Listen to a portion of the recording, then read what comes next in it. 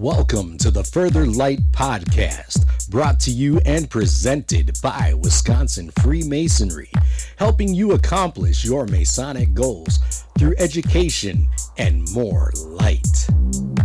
And now, I introduce to you Brother Chris Ludke.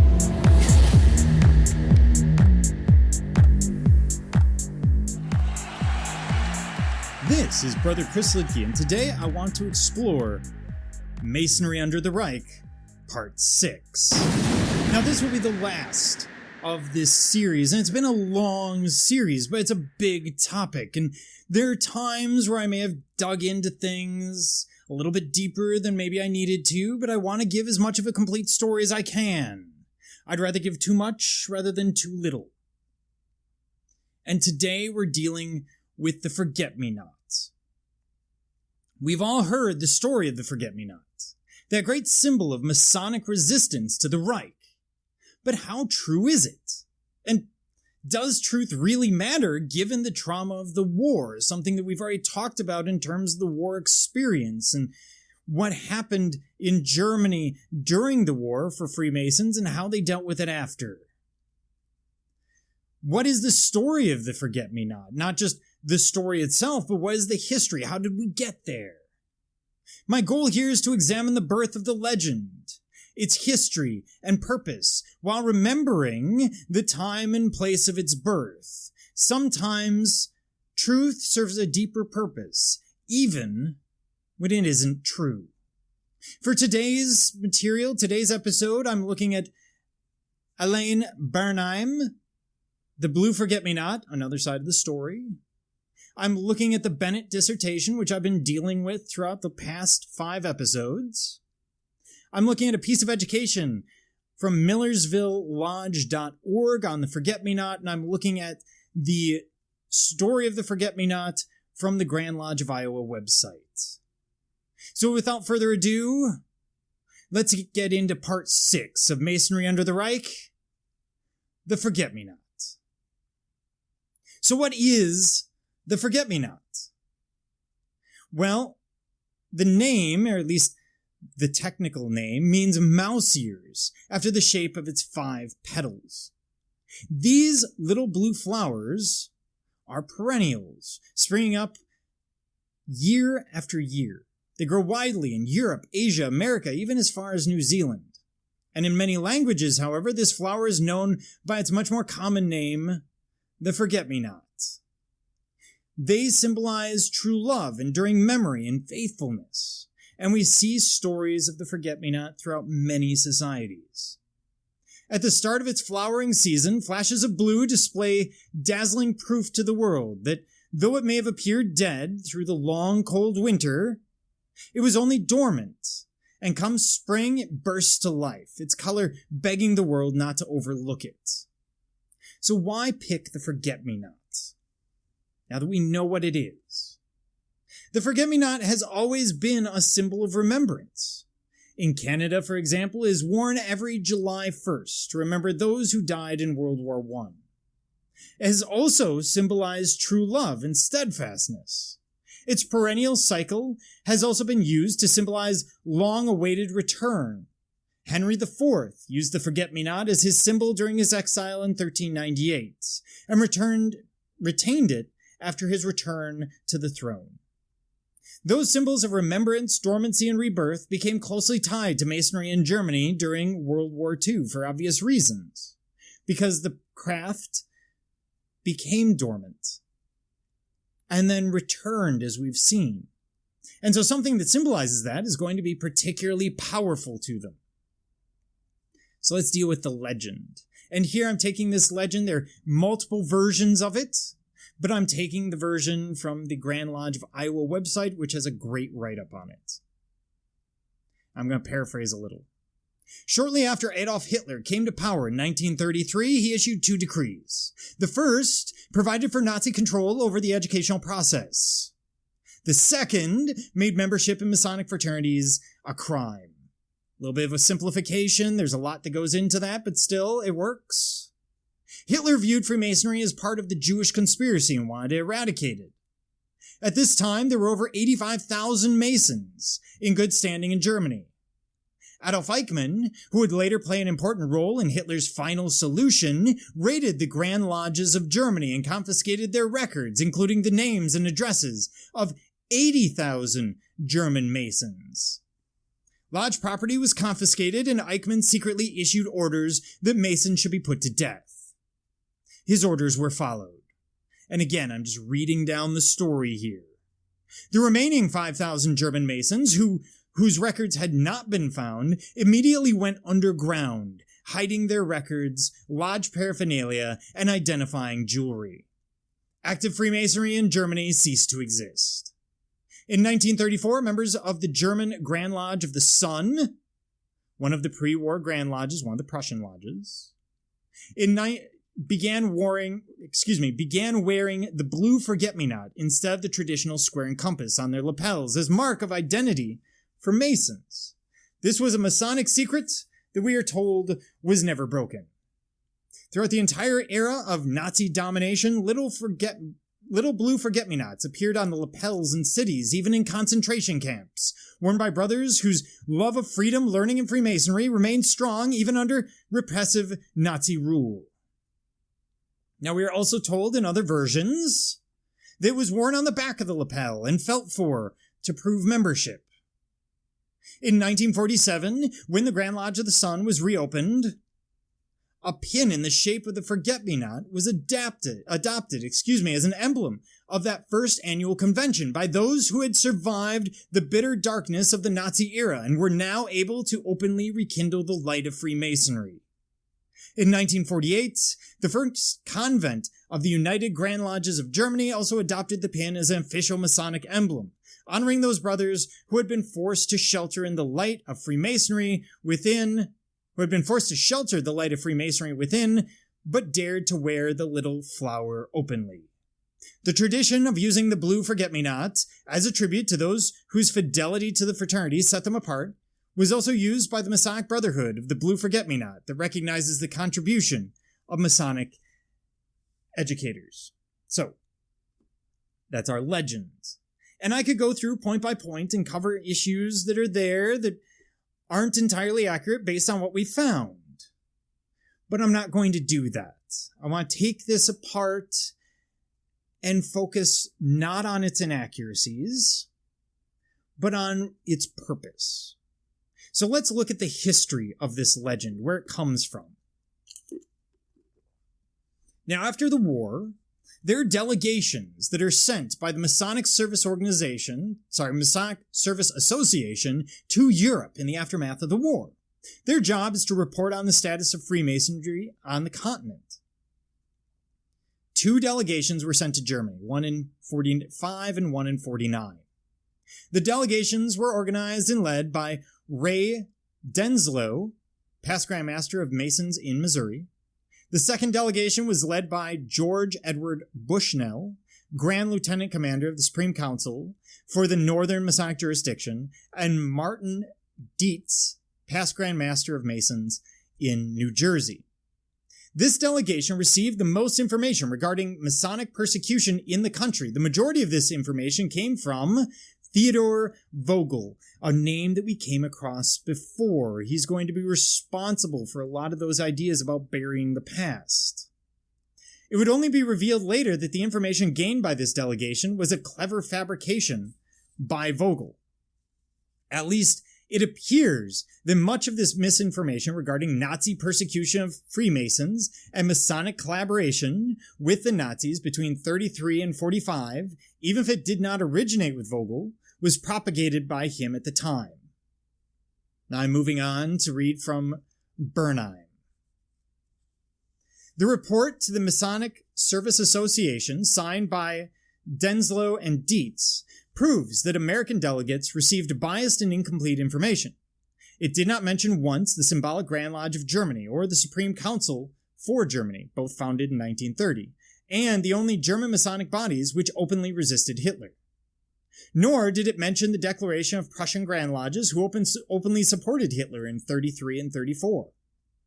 It depicts an imaginary German Freemasonry, too weak to resist the Nazis and forcibly dissolved in 1933.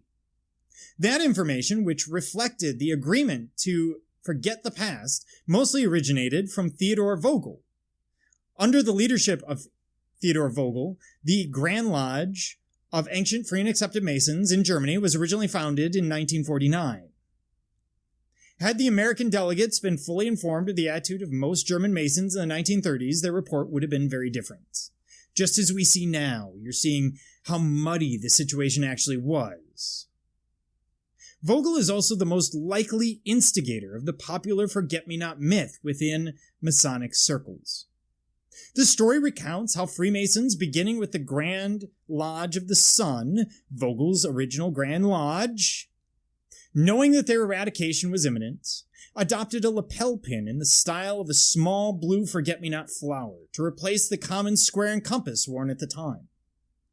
The story continues that under the most awful persecutions and tortures, and even within the concentration camps themselves, this blue forget-me-not pin served as a token of recognition between Freemasons gone underground.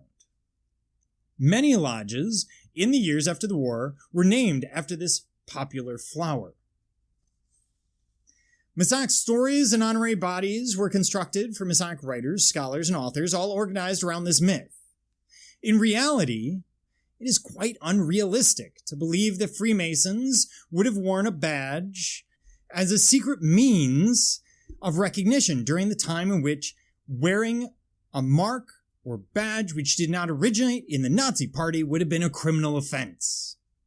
It is much less likely that this pin was worn in concentration camps. After all of the victims' possessions are generally going to be confiscated, especially for political prisoners, which would have been the heading under which Freemasons would have been held in the camps. The reality is probably best explained by the German historian and Freemason Ernst G. Geppert. Geppert claims that the myth emerged from serendipitous events, which occurred both prior to and after the Nazi takeover of Germany. His explanation is as follows, and we have 4 points here. First, the Grand Lodge of the Sun used to let a pin be made for its yearly meeting, and it gave one to each delegate. Those made for the meeting held in Bremen in 1926 represented a forget-me-not and were manufactured in Selb. In 1934, the Nazis invented the Winter's Fund, an annual charity drive developed by the Nazis in which badges or pins would be sold to raise money. Different badges or pins were chosen every winter, and they were worn only during the time of a collection to identify those who had contributed. 3. By an extraordinary coincidence, the badge used by the Nazis for the March 1938 Winter's Fund happened to be the very forget-me-not pin chosen by the Freemasons in 1926, made by the same factory. No doubt Freemasons who attended the Bremen meeting of 1926 were glad to wear it again. However, it is out of the question that such a pin could have been worn after the March 1938 collection. The Nazis simply wouldn't have allowed it. You don't wear the pin after the collection has taken place. 4. When Grandmaster Vogel installed a new lodge at Selb in 1948, he remembered the story of the pin. Since the factory and the mold still existed, he let a large quantity be made anew and distributed when he made official visits abroad. And so what Geppert is laying out is the idea that the pin starts in 1926 at the equivalent of an annual communication, is picked up in 1934, same mold, same form, same factory, by the Nazis for their Winter's Fund. The Masons would have recognized it, but they couldn't wear it much after. Sorry, the Nazis used it in 1938. They developed the Winter's Fund in 1934. So Nazis put the pin out in 1938. And then in 1948, 10 years later, after the war, Grandmaster Vogel, remembering the pins, because he was a member of the Grand Lodge of the Sun, he would have been at Bremen in 1926, seeks them out, finds the factory that still has the mold, and has them made anew.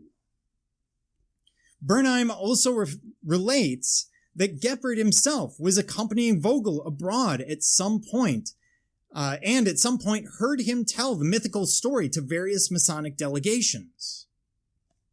This story demonstrates that very early on, many in the Masonic fraternity in Germany attempted to create a legend, quote, likely born as a result of an unconscious effort to inhibit the past as well as a conscious maneuver. It was believed not only because it was the logical thing to do, but also because it was reassuring. It reassured people and the imagination of Freemasons acting accordingly to their ideals. So rather than succumbing to opportunism, it becomes a story that shows brotherhood, brotherly love, a willingness to fight under any circumstances. And so we see that more than likely the forget-me-not is not used at the time. Also, let me point out, while in the camps, obviously it's going to be a real problem, in public, it would have taken a single one of those V-men, a single one of those informers, former Masons, who had been upset at the lodge and turned on them, to let the Nazis know to look for this, and they would have caught on. It just doesn't make sense that it would have worked. So why create this myth in the first place? Well, nobody comes out and says, I have just invented a tradition. Information about the Masonic tradition surrounding the blue forget-me-not amounts to very little. It is true that the flower was used by some German Masons in 1926. It appears likely that in March of 1938, some of them did wear it again as a Nazi badge, even though, by an extraordinary coincidence, it had been chosen as a Masonic emblem 12 years earlier. It is likely not true that it was ever worn after 38 as a secret means of recognition. Because again, the Nazis didn't allow people to wear the pins from these old fundraisers. You don't walk around with a lapel covered in them. However, even if many German Masons, together with a great majority of German citizens of that time, never objected to the Nazi politics and went so far as to support Hitler, some were brave enough to fight him openly. Muffelman, the Symbolic Lodge, based on membership of all the then existing German lodges, we see a number from Bernheim of around 1 to 2%. We've seen numbers around 5%. It could be a little bit more, but it's still the vast minority of Masons for reasons that we've talked about. Out of 174 lodges which participated in the creation of the first United Grand Lodge of Germany, only 5 belonged to the Symbolic Grand Lodge of 1930, the only German Grand Lodge which openly resisted Hitler. For human and political reasons as well, those Masons who thought it their duty to rebuild German Freemasonry once the war was over could hardly tell the whole truth to their foreign brethren. The foreign brethren, they're actively trying to denazify them. Frequently, by imprisonment, beatings, etc. Bad things happen in those camps. Yes, I know, they're allies, and I'm supposed to say good things about them, and for the most part, 90% of them act properly. But they're always those groups. Many believe that they may have told the story of those dark years in a different way. But you must be ready to admit that it's probably easier to say so today than it was in the 1950s. It's so much easier for us to look back at this very difficult period now, from 2022, than it would have been in 1947, or 1953, or 1958. Because it's too close. The people that you would be talking to went through it. And the last thing you want to do is bring up the trauma. Think about other traumas you go through. If you're in a car accident, people don't all come up to you and say, hey, tell me about exactly what happened in the car accident. No, we don't do that. We give our condolences. We say we're sorry you went through that. We offer assistance. But we intentionally don't put you through that trauma again, if we can avoid it. And so they're going to do the same thing here. And so it's only with time passing that I can even go back and look at these issues. So accordingly, a legend is born. Not the legend of the forget-me-not, but that of a German Freemasonry too weak to resist, banned as soon as Hitler became Chancellor of the Reich, wearing a badge on the streets, and of all things, in the concentration camps. That legend was likely born as a result of an unconscious effort to inhibit the past, as well as a conscious maneuver to play with the memory, to make it look a little bit better. It was believed not only because it was the logical thing to do, but also because it was reassuring to imagine Freemasons acting according to their ideals, fighting for freedom and defending it. Let's keep it at that, and let us admit to the Masonic Brotherhood of the Blue Forget-Me-Not, and thus did a simple flower blossom come forth and become a symbol of the fraternity, and become perhaps the most widely worn emblem among Freemasons in Germany. In the years since adoption, its significance worldwide has been attested to by tens of thousands of brethren who proudly display it.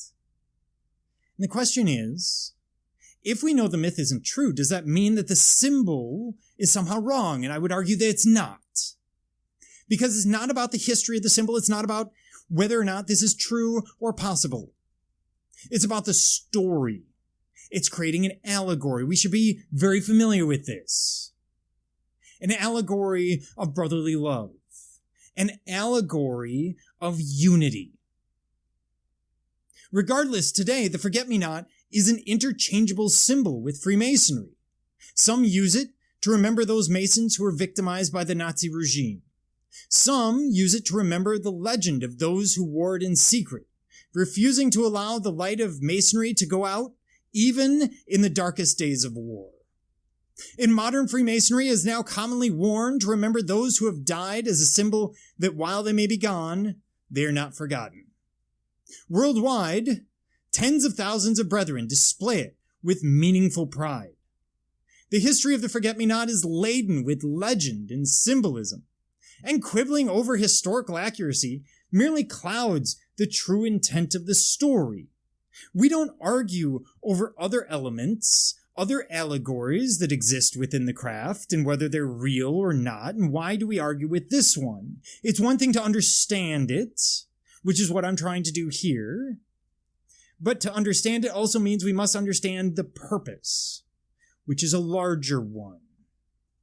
Legends like these are not told to teach us historical fact. They are meant to teach us enduring truth, or even truths, plural. And the truths of the Forget-Me-Not are these. We must never forget our duty to the poor and the distressed. We must never forget to persevere through troubled times, as light and life will always spring anew. We must never forget those who have come before us, the sacrifices they made, and the love that they shared with us. We must never forget our duty to honor their memory and continue their legacy of brotherly love, relief, and truth. And at the end of the day, whether real or legend, the Blue Forget-Me-Not does serve to demonstrate our unity, the need for recognition, and the ideals of brotherly love. It's not meant to represent a history, it's meant to represent an ideal. What we should be. And with that, I finish Masonry under the Reich. At the end of the day, this is a little longer form than I would have usually taken, and the history got away from me. Sometimes you start with something simple, in this case, the Blue Forget-Me-Not, that leads you down a rabbit hole. Thank you for coming with me down this deep, dark, and often muddy historical rabbit hole. Are you interested in learning more about Freemasonry in Wisconsin? Visit wisconsinmasons.org. That's wimasons.org. Learn more about Freemasonry and access more educational content and further light. Any questions, comments, or suggestions, please email us at education@wimasons.org. Once again, that email address is education@wisconsinmasons.wimasons.org. Thank you for listening.